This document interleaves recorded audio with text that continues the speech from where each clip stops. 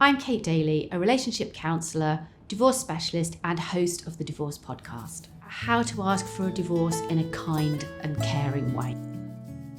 So there are some things you can do to try and prepare that conversation and set it up for success. So first of all, it's all about picking your moment. So making sure you find a good time to talk to somebody. So not in the middle of doing kids' dinners or getting everyone into bed or, when someone's just walked through the door at the end of a long day.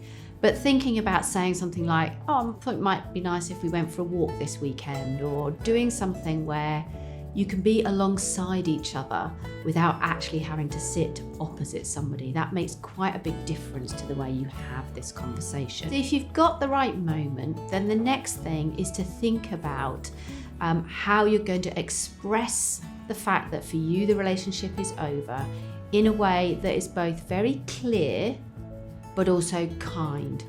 So it's a tricky balance, but you could say something like, I know this is difficult and I'm sorry because I expect you don't want to hear this, but for me, the relationship has come to an end and it's over. And actually, I've been thinking that it's time for us to separate, go our separate ways and ultimately divorce. So just being clear and direct, but without trying to put lots of caveats in it, without trying to make it feel a lot better by saying, maybe we should have a trial separation, or I'm thinking perhaps that it could be. If there is still some hope, that's a completely different conversation.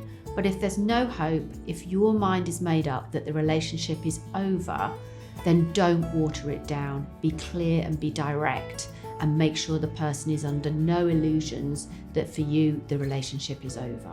It's really important to try and stick to having one topic and one conversation. So all you're trying to convey in this conversation is, I'm sorry, this relationship is over.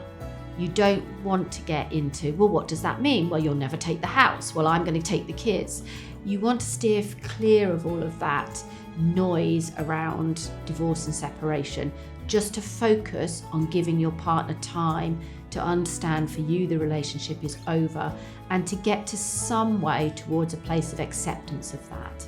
So one of the things you might experience when you have this conversation to tell your partner the relationship is over is bargaining. So what if I do this? What if we do that? I promise I will. Those sorts of kind of statements are statements that people often put out when they feel wrong-footed. Sometimes they're shocked, sometimes they're feeling quite desperate, and they'll almost make any bargain and do anything or say they'll do anything in order to stop the conversation in its tracks.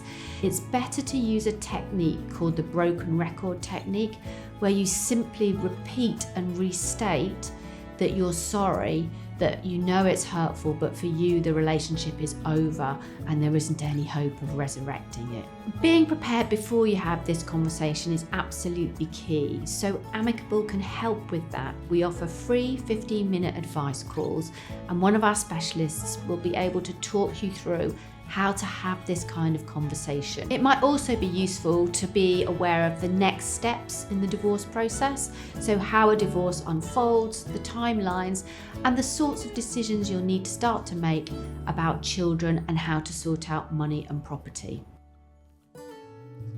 If you'd like to speak to one of our specialists, then please book a call on the link in the text below.